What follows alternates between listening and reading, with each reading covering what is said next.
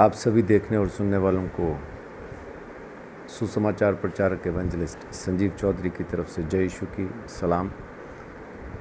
उम्मीद करता हूं कि आप लोग उस खुदा के अनुग्रह से कुशल से होंगे, ठीक से होंगे और आपके ख़ानदान में, आपके परिवारों में उस परमेश्वर की आशीष आप लगातार देख पा रहे होंगे। आज जो मैं आप लोगों के साथ बात करने वाला हूं विश्वास के बारे में है और विश्वास के द्वारा किस तरह से एक परमेश्वर से अनजान शख्स परमेश्वर का नबी, परमेश्वर का भविष्यद्वक्ता बन सकता है। और इसके लिए बाइबल से जिसके जीवन से सीखने के लिए मैंने जिस चरित्र को चुना है बाइबल से, वो है अब्राहम, जिसे विश्वास का पिता परमेश्वर का वचन बताता है। उस विश्वास के पिता के द्वारा आज हम सीखेंगे कि एक मूर्ति पूजक से, क्योंकि अब्राहम वो ख़ुद भी एक मूर्ति पूजक था। यहोशू 24:2 में लिखा है कि महानद के उस पार जब ये लोग रहा करते थे तो वहाँ पे ये मूर्ति पूजक थे, मूर्ति की पूजा किया करते थे। वहाँ से परमेश्वर इनको चुन के कनान देश में लेके आया और अपने लिए खड़ा किया।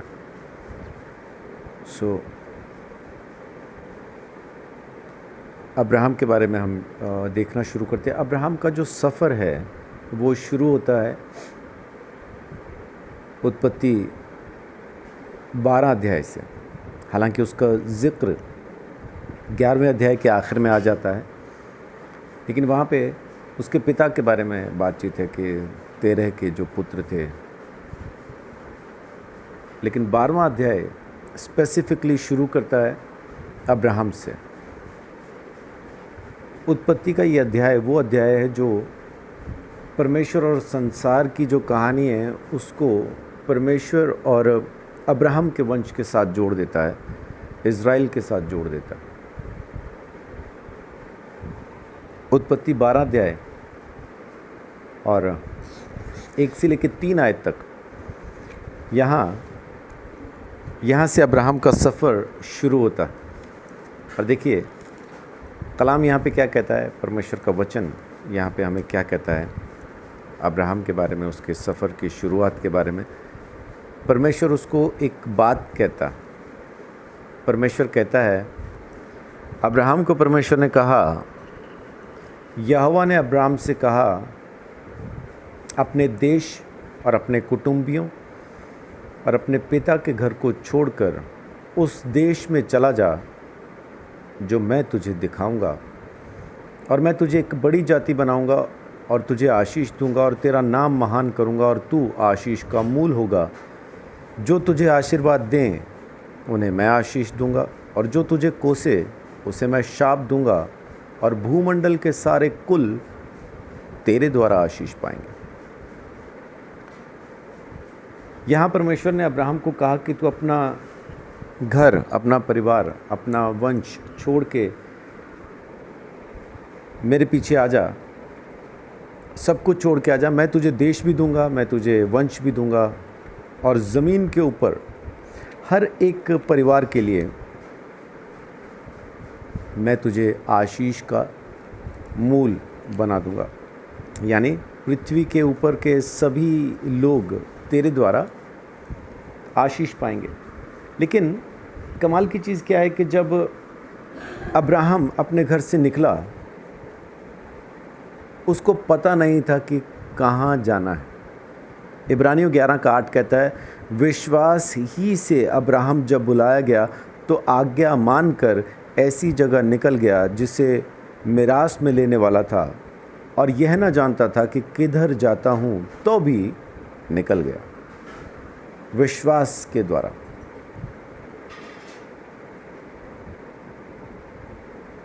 अब्राहम ने विश्वास किया और यहोवा के पीछे, उस परमेश्वर के पीछे चल दिया।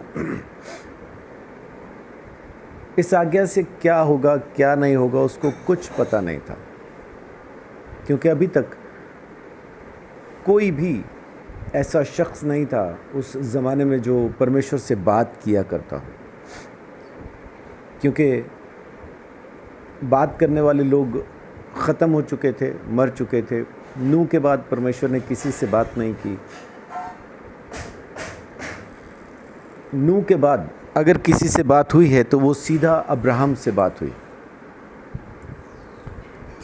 उसको पता नहीं था परमेश्वर कैसे बात करता है, परमेश्वर कैसे इंतज़ाम करता है, वो नहीं जानता था। परमेश्वर से कोई मुलाकात नहीं थी, किसी की कोई पहचान नहीं थी।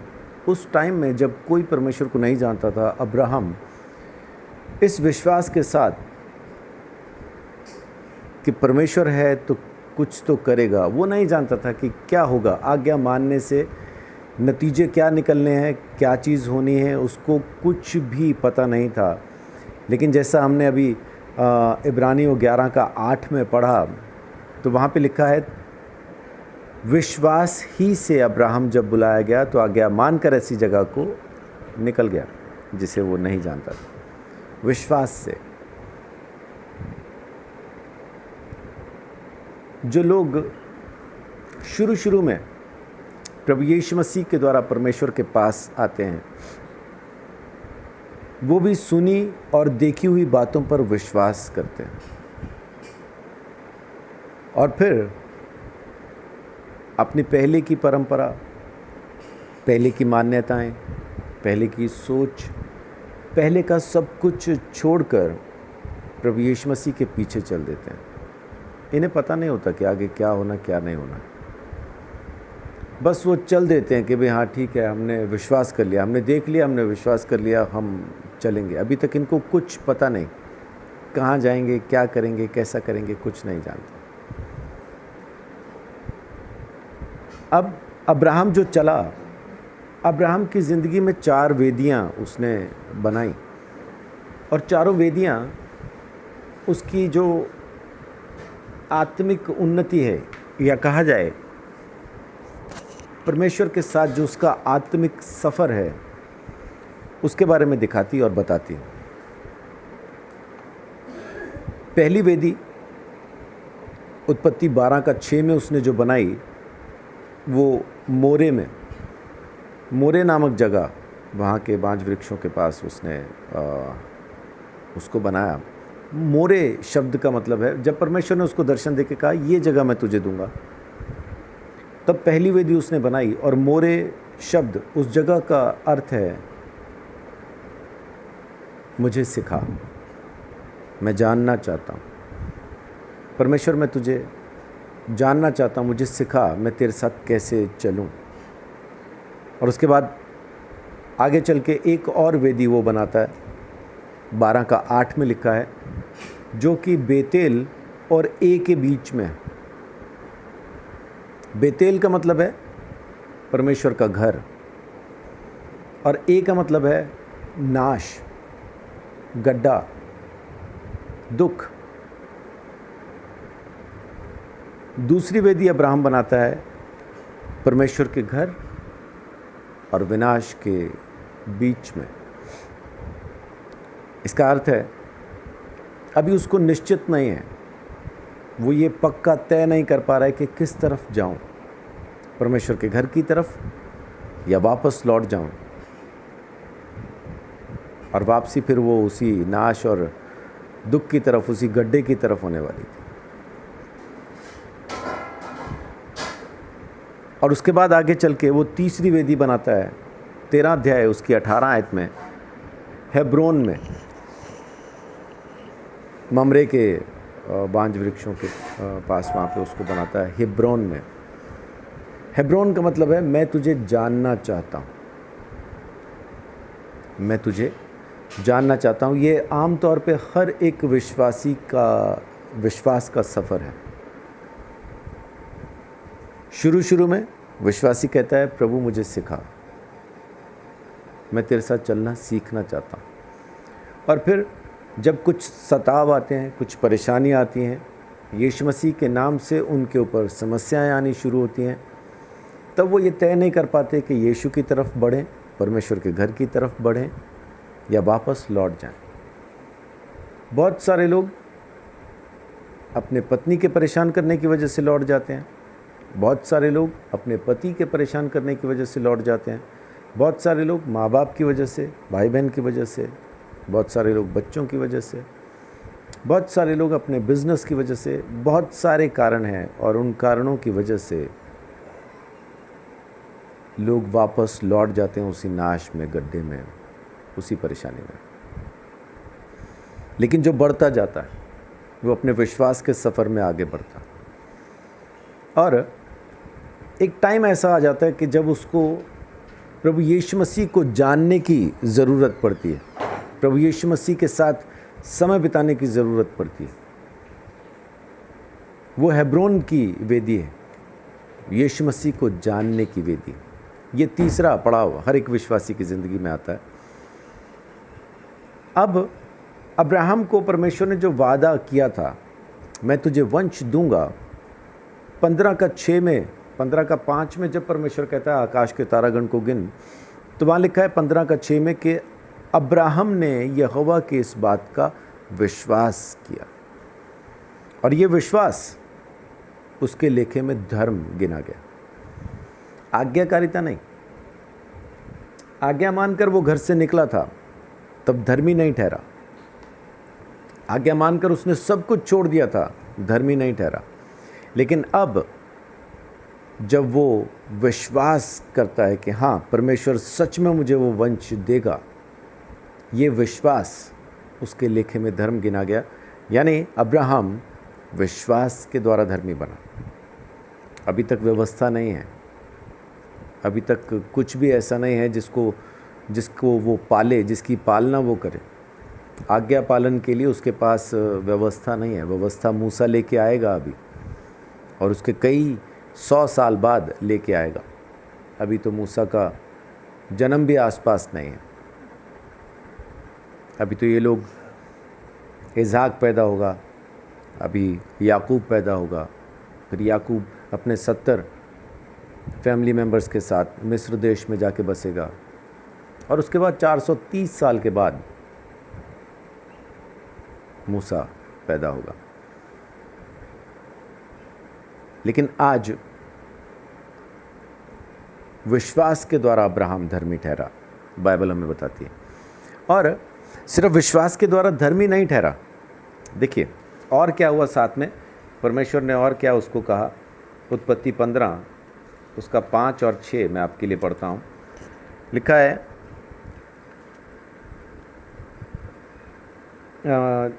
5 से 7 तक मैं आपके लिए पढ़ देता हूँ, वैसे 6 और 7 मुझे पढ़ना है। और उसने उसको बाहर ले जाके कहा, आकाश की ओर दृष्टि करके तारागण को गिन, क्या तू उनको गिन सकता है? फिर उसने उससे कहा, तेरा वंश ऐसा ही होगा। अब 6 और 7 आयत, उसने यहोवा पर विश्वास किया और यहोवा ने इस बात को उसके लेखे में धर्म गिना। यानी विश्वास से अब्राहम धर्मी हुआ। और 7वीं आयत कहती है, तब उसने उससे कहा, मैं वही यहोवा हूँ जो तुझे कसदियों के उर नगर से बाहर ले आया कि तुझको इस देश का अधिकार दूँ। परमेश्वर जिस किसी को भी अपने पास बुला लेता है, जो कोई भी यीशु मसीह पर विश्वास करके सेनाओं के यहोवा के पास, उस परमेश्वर के पास पहुंच जाता है, उन सबको, हर एक विश्वासी को परमेश्वर अधिकार देना चाहता है। जैसे ही अब्राहम ने विश्वास किया, परमेश्वर ने कहा, मैं तुझे इस देश पे अधिकार दूंगा, मैं इसीलिए तुझे लेके आया हूँ, इसीलिए मैं तुझे निकाल के लेके आया हूँ। परमेश्वर अगर हमें व्यवस्था की अधीनता से निकालता है तो अधिकार देने के लिए। अगर आज्ञा पालन से धर्मी बना जा सकता होता तो बाइबल हमें कभी ये ना कहती कि यीशु मसीह ने हमें व्यवस्था की अधीनता से ख़रीद लिया, अधीनता से निकाल दिया। बल्कि बाइबल हमें ये कहती कि हम जो व्यवस्थाहीन दशा में थे, बिना व्यवस्था के थे, वहाँ से प्रभु यीशु मसीह ने हमें ख़रीदा, वहाँ से निकाला और व्यवस्था के अधीन कर दिया। लेकिन बाइबल ऐसा नहीं कहती है। बाइबल कहती है हमें व्यवस्था की अधीनता से ख़रीद के हमें आज़ाद कर दिया। आज ये व्यवस्था हम पर राज नहीं करती है, ये व्यवस्था हमको दोषी नहीं ठहराती है। लेकिन आप में से बहुत सारे लोग आज भी व्यवस्था के द्वारा धर्मी ठहरना चाहते हैं। तो आप लोगों के लिए परमेश्वर के वचन से परमेश्वर का संदेश मैं आप तक पहुंचाता हूं। आप लोग जो व्यवस्था के द्वारा धर्मी ठहरना चाहते हैं, आप लोगों के लिए परमेश्वर के वचन से जो बात है वो ये है कि फिर आपको पूरी व्यवस्था का पालन करना होगा। एक भी व्यवस्था, एक भी आज्ञा जिंदगी भर में कभी भी आपने तोड़ी तो आप पूरी व्यवस्था के दोषी ठहरेंगे और आपको ये व्यवस्था बचाएगी नहीं। ये व्यवस्था आपको दोषी ठहरा कर दंड के योग्य साबित कर देगी। सो परमेश्वर का धन्यवाद कि उसने अपने अनुग्रह से हमें विश्वास के द्वारा धर्मी होने के लिए अपने बेटे को, प्रभु यीशु मसीह को हमारे लिए कुर्बान किया। अब यहाँ पे वो धर्मी बना विश्वास के द्वारा, और धर्मी बनने के बाद हर एक शख्स को परमेश्वर ने अधिकार दिया है। बाइबल कहती है कि जैसे हमने प्रभु यीशु मसीह पर विश्वास किया, यूहन्ना 1:12 में लिखा है, जितनों ने उस पर विश्वास किया उन सब को उसने परमेश्वर की संतान होने का अधिकार दिया। अब जो ख़ास अधिकार हमारे पास है वो है परमेश्वर की संतान होने का। और परमेश्वर की संतान होने के नाते हम जो कुछ भी कर सकते हैं वो हमारे अधिकार में है। परमेश्वर की संतान होने के नाते आप ऐसा कोई भी काम है जो न कर पाएं जिससे परमेश्वर खुश होता है, जिसमें चंगाई, दुष्ट आत्मा से छुटकारा, अन्य भाषा का अनुवाद, जो कुछ भी आप चाहें सुख कर सकते हैं, क्योंकि आपको परमेश्वर ने अधिकार दिया है। परमेश्वर हर एक विश्वासी को अधिकार देना चाहता है। इसका पास्टर्स ने कोई अलग से रजिस्ट्रेशन नहीं करा रखा है कि मैं पास्टर हूं तो ये सारे अधिकार मैं ही इस्तेमाल करूंगा। ये हर एक विश्वासी के लिए, हर एक विश्वासी के लिए। तो क्यों इस्तेमाल नहीं कर पा रहे? क्योंकि हम जानते नहीं, हम समझते नहीं कि परमेश्वर ने हमें किस अधिकार में खड़ा कर दिया। उस अधिकार को पहचानिए, उस अधिकार में चलना शुरू कीजिए। परमेश्वर आपके साथ है। आमीन। अभी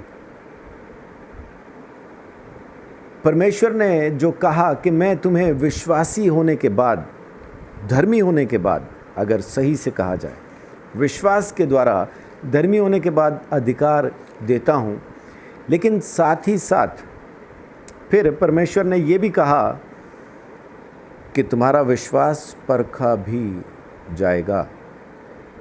वही 15 अध्याय जिसकी 6ठी और 7वीं आयत मैंने आपके लिए पढ़ी, जिसमें लिखा है कि उसने विश्वास किया और धर्मी गिना गया। और परमेश्वर ने कहा मैं इस देश का अधिकार तुझे दूं, इसीलिए तुझे निकाल के लेके आया हूं। आगे देखिए, उसकी 13 आयत से मैं आपके लिए पढ़ता हूं। वहाँ लिखा है, तब यहोवा ने अब्राहम से कहा, यह निश्चय जान कि तेरे वंश पराए देश में परदेशी होकर रहेंगे और उस देश के लोगों के दास हो जाएंगे और वे उनको 400 वर्ष तक दुख देंगे। तीमुथियुस को पौलुस कहता है कि जितने भी लोग, 3:12 में लिखा है, जितने भी लोग मसीह यीशु के साथ भक्ति में जीवन बिताना चाहेंगे सब सताए जाएंगे।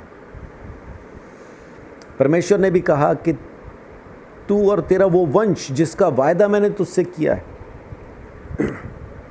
तेरा वंश पराए देश में गुलाम होकर रहेगा, सताया जाएगा 400 साल तक। हम जैसे ही उस अधिकार में आते हैं, जैसे ही हम विश्वास के द्वारा धर्मी बन के परमेश्वर के दिए अधिकार में खड़े होते हैं, हमारी परख होती है। इस परख के दौरान हमें पास होना ज़रूरी है। जब इस परख से हम पास होते हैं, हमारे विश्वास के परखे जाने से जब हम पास हो जाते हैं और धीरज धरना सीख जाते हैं, तब हम पूरे और सिद्ध हो जाते हैं। याकूब 2 अध्याय, याकूब 1 अध्याय उसकी 2 आयत में लिखा है। याकूब 1:2 से लेकर 4 तक जब आप पढ़ो तो वहाँ लिखा है कि जब नाना प्रकार की परीक्षाओं में तुम पढ़ो तो इसे पूरे आनंद की बात समझो, क्योंकि तुम्हारे विश्वास के परखे जाने से धीरज उत्पन्न होता है। लेकिन धीरज को अपना पूरा काम करने दो, तब तुम पूरे और सिद्ध हो जाओगे। और तुम्हें किसी चीज़ की कमी ना रही। लेकिन इसमें एक अच्छी खबर हमारे लिए क्या है, 14 आयत में लिखा है, फिर जिस देश के वे दास होंगे उसको मैं दंड दूंगा और उसके पश्चात वे बड़ा धन वहाँ से लेकर निकल आएंगे। अच्छी खबर हमारे लिए 1 कुरिन्थियों 10:13 कि हम आज तक ऐसी किसी परीक्षा में नहीं पड़े जो हमारे सहने के बाहर। परमेश्वर ही हमारी निकासी का रास्ता भी करता है, हमारी निकासी का उपाय भी परमेश्वर स्वयं करता है। जब हम उसके पीछे चले हैं तो फिर वो हमको जहाँ कहीं भी लेके जाए तो बस धीरज धर के उसके पीछे चलना है और परमेश्वर के नाम को महिमा देनी है, क्योंकि वही है जो हमें वहाँ से निकाल सकता है, वही है जो हमें हमारी परीक्षाओं में पास होने के लिए हमारी सहायता करता है, वही है जो हमारी हिफाजत करता है। प्रभु का धन्यवाद। और उस परमेश्वर का अनुग्रह जो हमारे ऊपर होता है, उसकी बड़ी दया जो हमारे ऊपर है, उसको कौन भुला सकता है। परमेश्वर महान है, जिंदा है, सामर्थी है और उसके जैसा खुदा ना कोई था, ना है और ना ही कभी कोई होगा। और बाइबल में लिखा है कि जैसा अभी मैंने आपके लिए पढ़ा, वहाँ लिखा है कि बड़ा धन देकर मैं तुम्हें वहाँ से निकाल लाऊंगा। जब कभी भी आपका विश्वास परखा जाएगा, ईमान रखिए इस बात पर कि जितनी बार भी आपका विश्वास परखा जाएगा, उतनी ही बार आप तरक्की पाएंगे, उतनी ही बार आप बढ़ जाएंगे, हर चीज़ में, आत्मिक रीति में भी और सांसारिक रीति में भी। यानी आपका रिश्ता और नज़दीक का हो जाएगा और आपका रुतबा पहले से और बढ़ जाएगा। आपको परमेश्वर और आशीष देगा और बढ़ा देगा, आपको और ऊंचाई पे वो खड़ा कर देगा, क्योंकि वो परमेश्वर है, वो दोनों चीज़ें करता है। निकासी भी वो करेगा और वहाँ से लेके भी आएगा। जैसे ही आप अपने विश्वास की परख से पास होते हैं या अपने विश्वास को समझ जाते हैं, उसकी परख को समझ जाते हैं, परमेश्वर आपको वो अधिकार दे देगा। अभी आपको इसका इस्तेमाल करना नहीं आएगा। परमेश्वर ने आपको चंगा करने का अधिकार दिया, पर चंगाई आप कर नहीं पा रहे। परमेश्वर ने आपको मुर्दों को जिंदा करने का अधिकार दिया, मुर्दे जिंदा नहीं हो रहे। ये चीज़ें नहीं हो पा रही हैं। सब कुछ मिलने के बावजूद भी नहीं हो पा रहा है। कारण क्या है कि यहाँ से, इस जगह से, अभी देखिए छुटकारा हो गया, आप परमेश्वर की संतान बन गए, परमेश्वर ने आपको अधिकार दे दिया, लेकिन हो तो कुछ नहीं पा रहा। तो यहाँ से अब शुरू होता है आपका आज्ञा पालन। अभी तक आज्ञा पालन का और परमेश्वर के साथ आपके रिश्ते का कोई लेन देन नहीं था। यहाँ तक सारी चीज़ें पूरी तरह से विश्वास पे निर्भर कर रही थी। आप विश्वास कर रहे थे यीशु मसीह के मर जाने पे, उसके ज़िंदा हो जाने पे, उसके लहू बहाने पे आपने यकीन किया, विश्वास किया, उसके मार खाने पे आपने विश्वास किया। अब तक सब विश्वास किया और परमेश्वर ने उन चीज़ों पर, जो भी चीज़ें थी जिन पर आपने विश्वास किया, उसका अधिकार आपको दे दिया। जैसे आपने विश्वास किया यीशु के मार खाने पर, उसने आपको चंगा होने का अधिकार दे दिया, चंगा करने का अधिकार दे दिया। आपने विश्वास किया यीशु मसीह के सूली पर चढ़ के मरने, उसके मुर्दों में से जी उठने पर, परमेश्वर ने आपको नया जीवन दे दिया, उसका अधिकार दे दिया। आपने विश्वास किया यीशु मसीह के दाम पर, उसके लहू बहाने पर, परमेश्वर ने आपको अपने साथ रिश्ते का अधिकार दे दिया। लेकिन अभी तक ये अधिकार आप इस्तेमाल नहीं कर पा रहे हैं। इस अधिकार को इस्तेमाल करने के लिए अब शुरू होता है आज्ञा पालन। इस बात को समझाने के लिए मैं आपको एक उदाहरण बताना चाहता हूँ। आज सुबह प्रभु ने मुझे ये उदाहरण दिया जब मैं आज के इस वचन की तैयारी में था। परमेश्वर के दिए इस उदाहरण को आपके साथ शेयर करता हूँ। इसको ऐसा समझें कि एक भिखारी है जिसे एक राजा ने चुन लिया अपने बाद राजा होने के लिए, या कहा जाए उस वक्त उसको राजकुमार होने के लिए चुन लिया। लेकिन वो भिखारी तो तमाम उम्र लोगों का जूठन खाता रहा, लोगों की गालियाँ सहता रहा, लोगों का अपमान सहता रहा, फटे पुराने कपड़ों में, गंदी जगहों में उठना बैठना सोना उसकी नियति, उसकी आदत बन गई थी। उसको किसी भी चीज़ से कोई ऐसा ख़ास परेशानी नहीं थी। बदबूदार चीज़ वो आराम से खा सकता था, सड़ी हुई चीज़ें वो खा जाता था, क्योंकि वो भिखारी है। उसको ज़िंदा रहने के लिए कुछ चाहिए खाने के लिए। वो अच्छा ख़राब कुछ नहीं देखता, उसको बस पेट भरना है। ऐसे एक शख्स को राजा ने चुन लिया राजकुमार होने के लिए।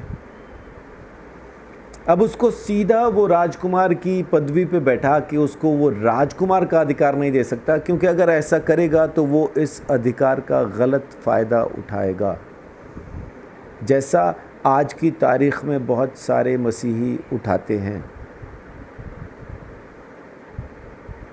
अब सही राजकुमार बनने के लिए उसको ट्रेनिंग की ज़रूरत पड़ेगी। राजा उसको बोलने की ट्रेनिंग दिलवाएगा। एक राजकुमार किस अंदाज से बात करता है उसको सिखाया जाएगा। मैंने पहले टाइम में बहुत सी बॉलीवुड मूवीज़ देखी हैं जिसमें होता क्या था कि एक अमीर परिवार का बेटा या बेटी, वो हमशक्ल लोगों की मूवीज़ होती हैं। हेमा मालिनी की एक मूवी थी, दिलीप कुमार की एक मूवी थी, फिर अनिल कपूर की एक मूवी आई। इसमें क्या दिखाते हैं कि एक शरीफ और अमीर ख़ानदान का बेटा या बेटी, उसकी जगह पे रिप्लेस हुआ दूसरा जो बिगड़ा हुआ, जो गुंडा टाइप और गरीब घर का एक बेटा या बेटी। लेकिन उसको उसमें फ़िट होने के लिए थोड़ा ट्रेन करने की ज़रूरत पड़ी, है ना। वो हेमा मालिनी को उठना बैठना बोलना चालना सिखाया गया ताकि वो राजकुमारी के जैसा दिखाई दे। आज हम भी उसी भिखारी की जगह से चुन लिए गए हैं और राजकुमार होने के लिए चुन लिए गए हैं। अब परमेश्वर हमें सिखाता है राजकुमार बोलता कैसे, राजकुमार देखता कैसे, राजकुमार सोचता कैसे है, राजकुमार सुनता कैसे, राजकुमार किस काम को किस अंदाज में करता, और जब युद्ध हो तो कैसे लड़ना है, ट्रेनिंग दी जाती है। अब हमें सोचने की, देखने की, सुनने की, बोलने की, चीज़ों को करने की, काम को अंजाम देने की और युद्ध लड़ने की ट्रेनिंग लेना ज़रूरी है, जो आज्ञा पालन से मिलती है। क्या अब्राहम के साथ भी ऐसा हुआ? अभी तक अब्राहम ने विश्वास किया, उसको अधिकार दिया गया और साथ में बताया गया कि मैं तुझे, तेरा वंश परखा भी जाएगा, तेरा विश्वास परखा भी जाएगा। और आगे देखिए, अभी हम 15 अध्याय में बात कर रहे हैं और उसके बाद 16वें अध्याय के अंदर अब्राहम ने वो किया जिसकी ज़रूरत नहीं थी। सारा की बात को मान के वो हाजिरा के पास गया, हमें उसकी ज़रूरत नहीं, तो इसलिए स्किप करके जो 17 अध्याय वहाँ पहुँचते हैं। 17 अध्याय की पहली आयत में लिखा है कि जब अब्राहम 99 वर्ष का हो गया तब यहोवा ने उसको दर्शन देकर कहा, मैं सर्वशक्तिमान ईश्वर हूँ, मेरी उपस्थिति में चल और सिद्ध होता जा।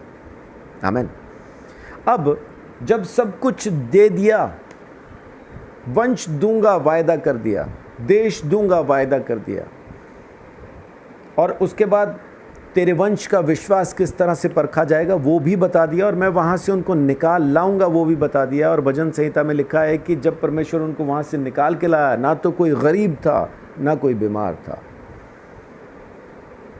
जब हम अपनी परीक्षा को पास करेंगे तो ना तो गरीब रहेंगे ना बीमार रहेंगे, परमेश्वर का वायदा है। 17 अध्याय की पहली आयत अब कहती है कि मेरी उपस्थिति में चल। अब आज्ञाओं का मानना शुरू होता। सब होने के बाद यीशु मसीह को स्वीकार किया, परमेश्वर की संतान बन गए, और परमेश्वर की संतान के पास जो जो अधिकार होने चाहिए यीशु मसीह ने हमें दे दिए। शैतान हमारे पाँव के नीचे है। बीमारी को हम चंगा कर सकते हैं, दुष्ट आत्मा को निकाल सकते हैं, अंधों को आंखें दे सकते हैं, मुर्दों को जिंदा कर सकते हैं, सारे अधिकार दे दिए। लेकिन अभी हम उस अधिकार को इस्तेमाल नहीं कर पा रहे। क्यों? क्योंकि अभी हमारी ट्रेनिंग नहीं हुई, अभी हमने आज्ञा पालन वैसा शुरू नहीं किया जैसा करना है। यहाँ पे मैं आपको थोड़ा सा ये क्लियर कर दूं कि उद्धार और आज्ञा पालन को मिक्स नहीं कीजिए। उद्धार तो विश्वास से हो गया। जिस रोज़ हमने यीशु मसीह पर ये विश्वास किया कि वो परमेश्वर का बेटा मेरे लिए मारा गया, गाड़ा गया, तीसरे दिन मुर्दों में से जी उठा, तो मेरा उद्धार हो गया। अब उद्धार होने के बाद उसकी संतान के जैसा जीना कैसे है, वो आज्ञा पालन सिखाता। परमेश्वर की उपस्थिति में रहना ज़रूरी है। अब उसकी उपस्थिति के लिए जो हमारे पास परमेश्वर की जो मौजूदगी है वो है पवित्र आत्मा, जो 24 घंटे हमारे साथ है, और वो वास करना चाहता है मेरी सोच में, मेरी सोच में। एक गीत है जिसमें लिखने वाले ने लिखा, गाने वाले ने गाया कि मेरी सोचों पे हो तेरा कब्जा। सोच जहाँ पवित्र आत्मा का बसना ज़रूरी है, क्योंकि सब चीज़ें यहीं से शुरू होती हैं। उत्पत्ति 6 अध्याय के अंदर परमेश्वर इसलिए पछताया क्योंकि इंसान की सोच में गंदगी पैदा होने लगी। वो जो सोचता था गंदा होता था। अब परमेश्वर दोबारा से हमारे पास आके बात करता है, सोच बदलो, मन फिराओ, मन फिराओ, क्योंकि स्वर्ग का राज्य नज़दीक है। सोच को बदलो। अब तुम ना सोचो, पवित्र आत्मा को सोचने दो। तो होगा कैसे कि जब तुम उसकी आज्ञाओं को मानना शुरू करोगे तो वो तुम्हारे लिए सोचना शुरू करेगा, और जब वो सोचना शुरू करता है तब तो कमाल हो जाता है। तो अब आज्ञा पालन ज़रूरी हो गया। यह आज्ञा पालन हमें नरक या स्वर्ग नहीं लेके जाएगा। यह आज्ञा पालन हमें उस अधिकार में जीना सिखाएगा जो परमेश्वर ने हमको दे दिया, और उस अधिकार को एक्टिवेट कर देगा। ये आज्ञा पालन। अब पवित्र ज़िंदगी जीना बहुत ज़रूरी हो गया। पहले तो हम पापी ही थे, और रोमियो 5:8 में लिखा है, जब हम पापी ही थे तब यीशु मसीह हमारे लिए मर गया। लेकिन अब जबकि उसके मुर्दों में से जी उठने के बाद हम परमेश्वर की संतान का अधिकार रखते हैं, तो आज हमारे लिए ज़रूरी है कि हम सोच में, देखने में, बोलने में, सुनने में, करने में, चलने फिरने में, शैतान से लड़ने में पवित्र हो जाएं, आज्ञाकारी हो जाएं, सिद्ध हो जाएं। और वो होगा परमेश्वर की पवित्र आत्मा की उपस्थिति में चलने से। 24 साल के बाद अब्राहम को घर से लाके 24 साल के बाद परमेश्वर कहता है, मेरी उपस्थिति में चल, मेरी उपस्थिति में चल, क्योंकि अब वो अपनी वाचा को आज्ञा पालन के द्वारा पूरा करने वाला। अभी तक वायदा है, मैं वंश दूंगा, दिया नहीं है। अभी तक सब चीज़ों की जानकारी है अब्राहम के पास, जैसे हमारे पास जानकारी है हर एक चीज़ की। यीशु मारा गया, गाड़ा गया, तीसरे दिन जी उठा, वो परमेश्वर की संतान है, हम उसके द्वारा बचाए गए, उसके लहू से हमारा दाम चुकाया गया। ये तमाम जानकारियाँ हमारे पास हैं, अब्राहम के पास भी थी। वंश दूंगा, देश दूंगा, सब दूंगा, वो जानकारियाँ थी उसके पास। ना तो वंश था ना तो देश था। 24 साल हो गए। उस देश में परदेसी होकर रहता था, नौकर को ही अपना बेटा मानता था, और फिर नौकरानी से अपने लिए बेटा पैदा कर लिया, और नौकरानी से पैदा हुआ बेटा भी अभी 13 साल का हो चुका, क्योंकि अब्राहम 86 साल का था जब इश्माइल पैदा हुआ। 13 साल का बेटा हो चुका। आज परमेश्वर उसको कहता है कि मेरी उपस्थिति में चल, सिद्ध होता जा। ये बहुत ज़रूरी है। और अब आती है अब्राहम के मानने के लिए, उस वंश को देने के लिए पहली आज्ञा, 17 अध्याय की 5 आयत में। इसलिए अब से तेरा नाम अब्राम ना रहेगा, परंतु तेरा नाम अब्राहम होगा, क्योंकि मैंने तुझे जातियों के समूह का मूल ठहरा दिया है ना। और फिर आगे क्या लिखा है, 11 आयत में लिखा है, तुम अपनी अपनी खलड़ी का खतना करा लेना, जो वाचा मेरे और तुम्हारे बीच में है उसका यही चिन्ह है। तो अब परमेश्वर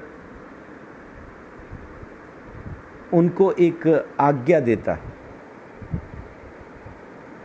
खतना कराने की। वंश दूंगा इस बात के लिए, खतना कराने की आज्ञा देता है। और अब्राहम ने इस आज्ञा को मानने में देर नहीं की, जैसा हम में से बहुत सारे लोग देर करते हैं। यीशु मसीह ने कहा चिंता ना कर, हम आज भी कर रहे हैं। यीशु मसीह ने कहा गुस्सा ना कर, हम आज भी कर रहे हैं। यीशु मसीह ने कहा दुश्मनों को माफ़ कर, हम नहीं करते हैं। यीशु मसीह ने कहा पड़ोसियों से प्रेम कर, हम नहीं करते हैं। आज्ञा मानने में बहुत देर कर रहे हैं, इसलिए अधिकार का इस्तेमाल भी देर से होगा या शायद कभी नहीं होगा, क्योंकि हम ऐसा ही मर जाते हैं, अपनी सोच में, अपने ही ख्यालों में ज़िंदगी बिताते हैं और मर जाते हैं। मन फिराओ, मन फिराओ का मतलब है कि अपनी सोच को ख़त्म कर दो और परमेश्वर की बात को बिना किसी शक के, बिना किसी सवाल के मानना शुरू करो।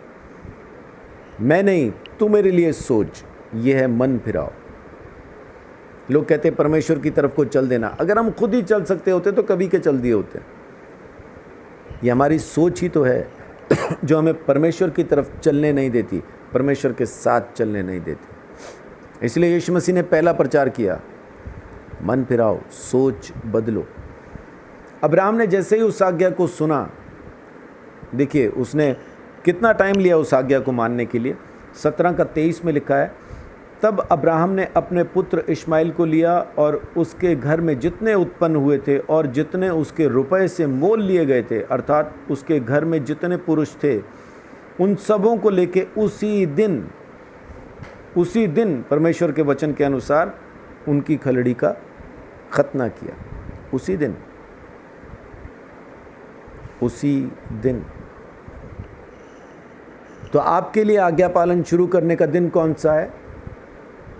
यही आज का दिन, यही वक्त जब आप मेरी बात को सुन के समझ पा रहे हैं, यही समय है आपके लिए मन फिराने का और परमेश्वर की आज्ञाओं को मानना शुरू करने का। यही समय, कल परसों चौथ नहीं, आज, अभी और इसी वक्त।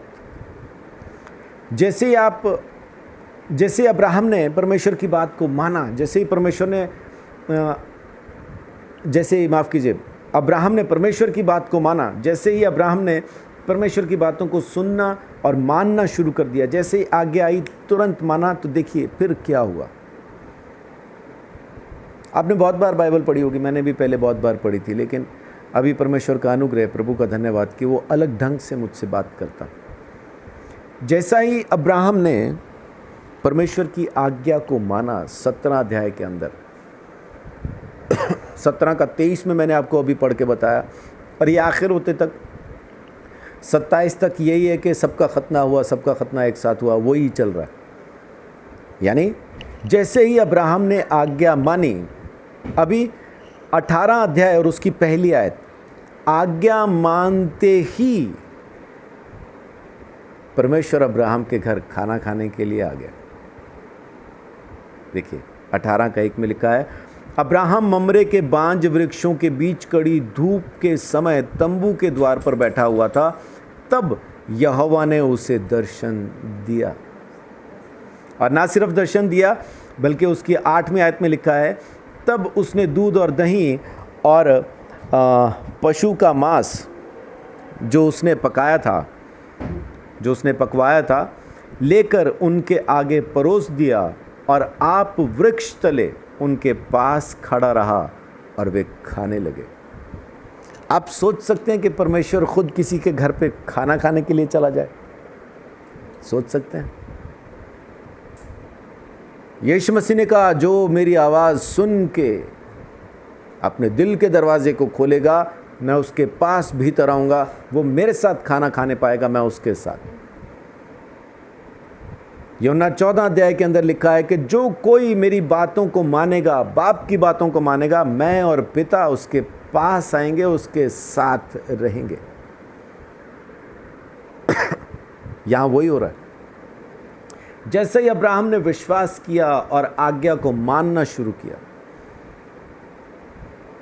यहोवा उसके घर आया खाना खाने के लिए, है ना। ये एक दोस्त के जैसा है। इसलिए दूसरा इतिहास 20:7 में लिखा भी है, जब यहोशापात राजा के ऊपर 3 राजाओं ने चढ़ाई की, तब यहोशापात परमेश्वर को याद करा के कहते हैं, तेरे दोस्त अब्राहम का वंश हैं हम, तो क्या हम इस तरह से ख़त्म हो जाएंगे? लोग याद कराते परमेश्वर को, हम तेरे दोस्त के ख़ानदान से हैं। दोस्त कौन होते? जिसके घर हम जाते, दावत करते, आपस में खाते पीते, वो दोस्त होते। अब्राहम ने परमेश्वर की बात को, उसकी आज्ञा को मानना शुरू किया। फिर से याद कराऊं, यह आज्ञा पालन उद्धार के लिए नहीं है, उस अधिकार के इस्तेमाल के लिए जो परमेश्वर ने हमको दे दिया, ज़मीन पर आशीष पाने के लिए, और परमेश्वर हमारे साथ ज़मीन पे वास करे ताकि फिर बाद में हम उसके साथ जाके रह पाएं, उसके लिए। उद्धार यीशु मसीह के मुर्दों में से जी उठने से हो चुका। वहाँ तक आपके आज्ञा पालन का कोई लेन देन नहीं। आपके आज्ञा पालन की वजह से यीशु मसीह मरियम के गर्भ में नहीं आया। आपके आज्ञा पालन की वजह से यीशु मसीह सूली पर चढ़ के नहीं मरा। आपके आज्ञा पालन की वजह से यीशु मसीह ने कोड़े नहीं खाए। आपकी आज्ञा पालन की वजह से यीशु मसीह मुर्दों में से जी नहीं उठा। वो इसलिए हुआ क्योंकि परमेश्वर चाहता था, परमेश्वर हमसे प्रेम करता है, इस वजह से उसने ये तमाम चीज़ें की। इन तमाम चीज़ों पर जो हो चुकी हैं, जो घटना घट चुकी है, उसमें आप कुछ नहीं कर सकते। जैसे आज की तारीख में हम कितना ही कोशिश क्यों ना करें कि भगत सिंह को फांसी से बचा लें, हम नहीं बचा सकते क्योंकि वो हो चुका। बस हमें उसको मानना है कि हाँ, ये ऐसा हुआ था। ऐसा ही यीशु मसीह सूली पे चढ़ के मर चुका, मुर्दों में से जिंदा हो चुका, स्वर्ग वापस चला गया। उन बातों पर हम सिर्फ विश्वास कर सकते हैं। हमारा आज्ञा पालन उसमें कुछ भी जोड़ेगा या घटाएगा नहीं। तो जो चीज़ हो चुकी है उस पर विश्वास कीजिए, और जो होने वाली है उसके लिए आज्ञा पालन की ज़रूरत है। यीशु मसीह जो कर गया, विश्वास कीजिए। अब आपको जो करना है वो आप आज्ञा पालन से करेंगे, इसलिए मानना शुरू कीजिए। लेकिन आज्ञा पालन को उद्धार के साथ अगर आप जोड़ के चलेंगे तो ना तो आपके पास उद्धार रहेगा, ना अधिकार रहेगा। आप कहीं बीच में लटक के रह जाएंगे। वहाँ जाके फिर कहेंगे, हे प्रभु, हमने तो चमत्कार किए तेरे नाम से, भविष्यवाणियाँ की तेरे नाम से, प्रचार भी किए। यीशु कहेगा, माफ़ कीजिए, मैं आपको जानता नहीं, क्योंकि आपने विश्वास नहीं किया। आपको अपने कर्मों पर ही विश्वास रह गया। अगर आप अपने कर्मों से धर्मी होना चाहते हैं तो फिर कह दूँ, फिर सारी व्यवस्था को मानिए, एक भी आज्ञा नहीं तोड़ना, ज़िंदगी में कभी नहीं तोड़ना। अगर आज तक तोड़ चुके हैं एक भी आज्ञा, तो फिर विश्वास कर लीजिए, क्योंकि आप आज्ञा ऑलरेडी तोड़ चुके हैं। व्यवस्था के सामने आप दोषी हैं। लेकिन यहाँ पे क्या कमाल की चीज़ हुई कि परमेश्वर खुद अब्राहम के घर पे खाना खाने के लिए आया। और खाना खाने के लिए सिर्फ खाना नहीं खाया। 18:17 में लिखा है, तब यहोवा ने कहा, यह जो मैं करता हूँ उसे क्या अब्राहम से छिपा के रखूँ? अब जितने लोगों के साथ परमेश्वर रिश्ता रखता है, जिनके साथ उठना बैठना खाना पीना शुरू करता है, जो उसके आज्ञाकारी हो जाते हैं, परमेश्वर उनको राज की बातें, भेद की बातें बताना शुरू कर देता।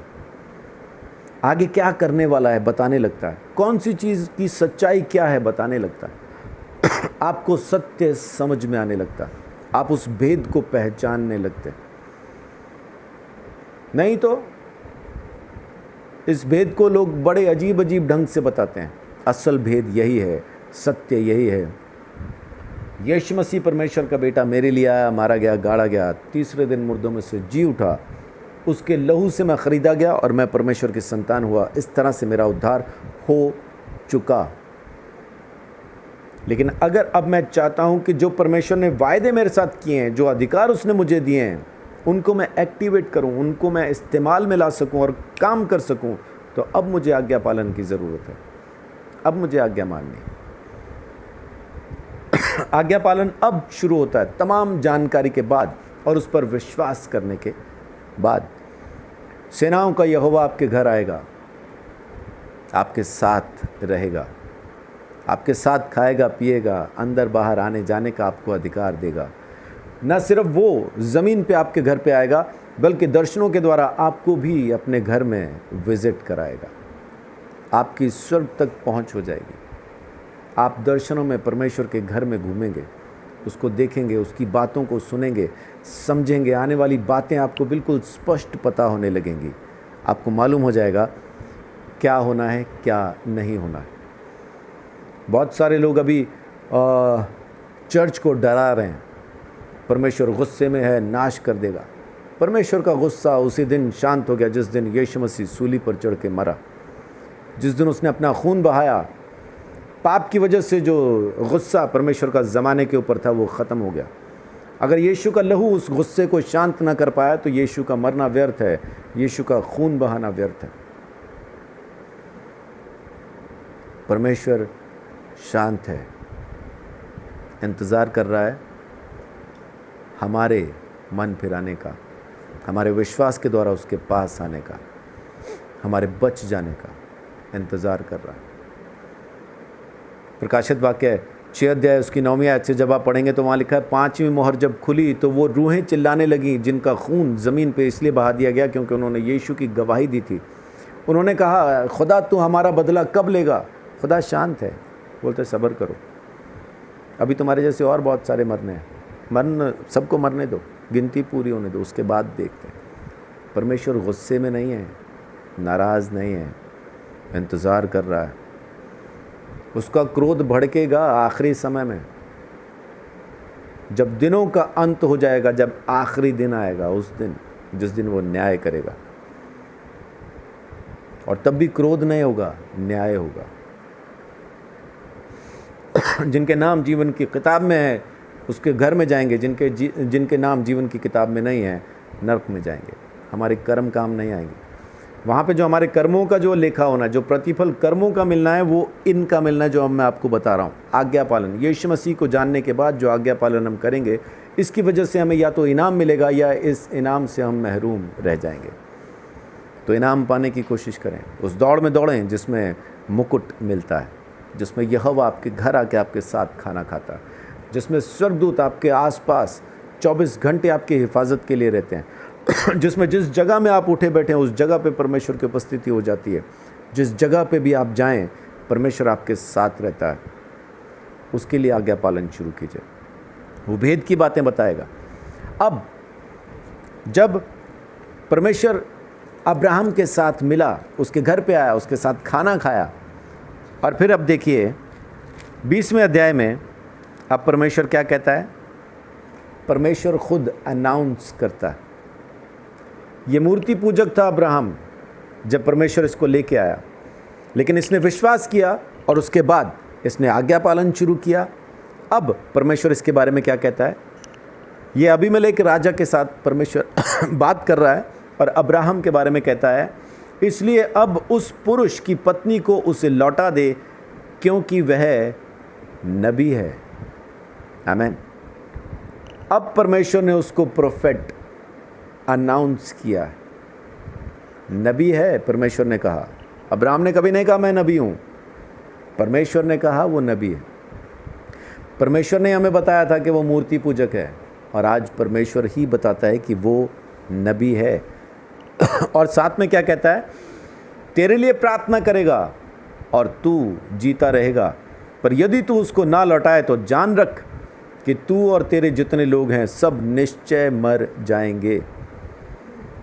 अब परमेश्वर ने अब्राहम को नबी कहा और यह अधिकार दिया कि जब वो प्रार्थना करेगा तो चंगाई हो जाएगी। परमेश्वर अब चंगाई नहीं कर रहा, अब्राहम करेगा, प्रार्थना करेगा तो चंगाई हो जाएगी। और आगे 17 आयत में 20 का 17 में लिखा है, तब अब्राहम ने यहोवा से प्रार्थना की और यहोवा ने अबीमेलेक और उसकी पत्नी और दासियों को चंगा किया और वे बच्चे पैदा करने लगे। ये अधिकार एक्टिवेट कब हुआ? जब अब्राहम ने आज्ञा मानी। परमेश्वर उसके साथ रहने के लिए, उसके साथ खाने पीने के लिए आ गया, उससे बातें करने के लिए आ गया। जब परमेश्वर उसके साथ रहने लगा तब चमत्कार होने लगे। आज हर एक विश्वासी की ज़िंदगी का यही सफ़र है। अब अब्राहम पहुंचता है अपने आखिरी पड़ाव पे। अब उसके पास सारी जानकारी है, जानकारी पर विश्वास किया, विश्वास करने से वो धर्मी ठहरा। धर्मी ठहरने के बाद परमेश्वर ने कहा अब मेरी आज्ञा को मान, मेरी उपस्थिति में रह, सिद्ध हो जा। उसने आज्ञा मानी, उसी दिन मानी, उसकी उपस्थिति में रहने लगा, सिद्ध हो गया। परमेश्वर उसके साथ आके खाना खाने लगा, उससे बातें करने लगा। उसके बाद परमेश्वर ने उसको अनाउंस किया तू मेरा नबी है। आज अब्राहम को सब बातें स्पष्ट रीति से समझ में आ गई और 21वें अध्याय में इसहाक जन्म ले लेता। उसके जन्म के बाद मैंने आपको कहा था अब्राहम की ज़िंदगी में 4 वेदियाँ थी, तो अभी 3 वेदियाँ मैंने आपको बताई। तो अब आती है चौथी और आखिरी वेदी, जो कि मोरिया पर्वत पे 22:2 में लिखा है, मोरिया पर्वत पे उसको जाना था। मोरिया का नाम, मोरिया शब्द का मतलब है यहोवा उपाय करेगा, यहोवा यिरे, यहोवा उपाय करता है ना। ये उस पहाड़ का, उस जगह का नाम है जहाँ पे उसने वेदी बनाई। 22:2 में लिखा है और फिर 9 में लिखा है कि उसने वहाँ पे वेदी बनाई और परमेश्वर ने आके कहा हाथ रुक, क्योंकि अब मुझे पता चल गया तू मेरा भय मानता है। जो कोई परमेश्वर की आज्ञाओं में जीता है, परमेश्वर को पता चल जाता है कि हम उसका भय मानते हैं। उसका भय मानने की वजह से आज हम पाप से दूर रहने के लिए पूरी तरह से तैयार हैं। अपने आप को ट्रेन करते हैं, पवित्रता में जीना शुरू करते हैं, क्योंकि हमारे अंदर परमेश्वर का भय आ जाता है। हम उसको सम्मान देने लगते हैं, क्योंकि हमें पता चल जाता है कि वो वाकई में सच्चा है और हमारे साथ है, मेरे साथ उठता बैठता है। मैं उसकी उपस्थिति को महसूस कर सकता हूँ, क्योंकि जब मैंने उसकी आज्ञा को मानना शुरू किया, मेरे आसपास उसकी उपस्थिति को मैं महसूस कर पाता हूँ। ये हर एक विश्वासी की ज़िंदगी का सफ़र है जो अब्राहम ने तय किया, इसलिए वो विश्वास का पिता कहलाता। एक मूर्ति पूजक से परमेश्वर का नबी बन गया और जो चाहा परमेश्वर ने उसको दिया। आज मैं आपको इतना ही कहना चाहता हूँ कि जैसे अब्राहम ने अपने सफ़र को शुरू किया, हम भी करते हैं। हमें भी नहीं पता होता कि परमेश्वर मेरे साथ क्या करने वाला है, कहाँ ले जाएगा, क्या करेगा, हमें नहीं मालूम, लेकिन बस हम विश्वास से शुरू कर देते हैं। तमाम बातें विश्वास से होती हैं, हमारा उद्धार तक विश्वास से हो जाता।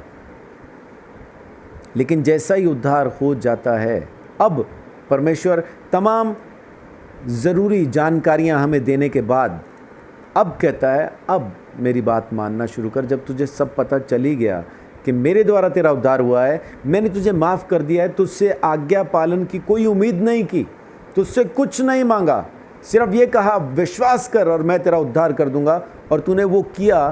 तो अब उसके बाद फिर परमेश्वर कहता है अब जब सब कुछ तू जान चुका, तेरे लिए तमाम चीज़ें हो चुकी, अब मेरी आज्ञा मान और मैं तुझे सिद्ध कर दूंगा।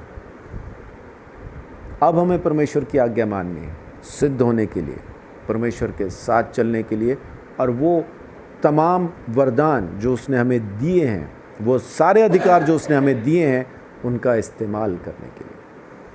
और जैसे हम उसकी आज्ञा में, उसकी बातों को मानना शुरू करते हैं, उसकी आज्ञा में चलना शुरू करते हैं, हम परमेश्वर से प्रेम करते हैं, ये उसको समझ में आ जाता। और जैसे उसकी आज्ञा पालन शुरू होती है, परमेश्वर अपनी सारी सामर्थ के साथ, अपने सारे स्वर्ग के साथ हमारे घर में आ जाता, हमारे साथ रहना शुरू करता। मूसा पहाड़ पर गया, लोग डर गए, हम नहीं जाएंगे बोलते हैं, पहाड़ पे नहीं जाएंगे, तू अकेला ही जा। हमें परमेश्वर के पास जाने से डर लगता है, लेकिन परमेश्वर का प्रेम तो देखिए। परमेश्वर ने देखा, अच्छा मेरे बच्चे मेरे पास आने से डरते हैं, वो लोग जिनको मैं निकाल के लेके आया मेरे पास आने से डरते हैं। मूसा कहता हाँ डरते हैं। परमेश्वर कहता अच्छा एक काम कर यार, मेरे लिए तंबू तो बना। तेरे लिए तंबू बना के क्या करूँगा प्रभु, तू तो समा ही नहीं सकता तंबू के अंदर। तू तो सर्वशक्तिमान है, आकाश और पृथ्वी तेरे लिए छोटी है, तू तंबू में क्या करेगा? नहीं, मेरे लोग पहाड़ पे मेरे पास नहीं आ रहे ना। तो मूसा पूछता होगा, तो प्रभु फिर क्या, तंबू बना के क्या करना है?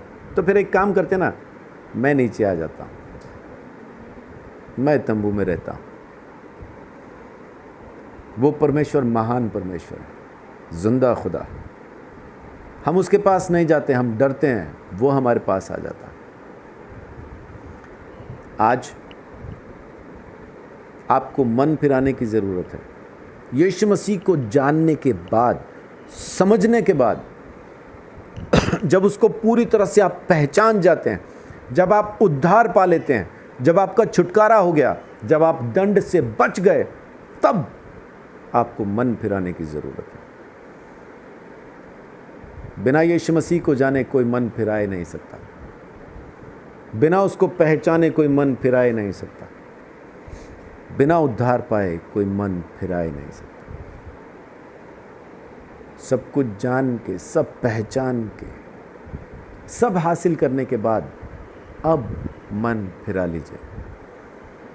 ये समय है मन फिराने का। वहम से निकल आइए, वहम से निकल आइए। हमने मन फिरा लिया, यीशु मसीह को उद्धारकर्ता स्वीकार किया, वो आपने विश्वास किया है, आपने विश्वास किया। और परमेश्वर का प्रेम कमाल का प्रेम है कि बिना मन फिराए विश्वास के द्वारा उसने आपको उद्धार दे दिया। सब कुछ जान के अब मन फिराने का समय, अब आज्ञा पालन शुरू करने का समय। अब आप सब कुछ जानते हैं, मन फिराना आसान होगा, उसके पीछे चलना आसान होगा। ये हर एक विश्वासी का सफ़र है, आपका, मेरा, अब्राहम का, सबका यही सफ़र। प्रभु आप सबको बहुत आशीष, बड़ी बरकत दे। जय यीशु।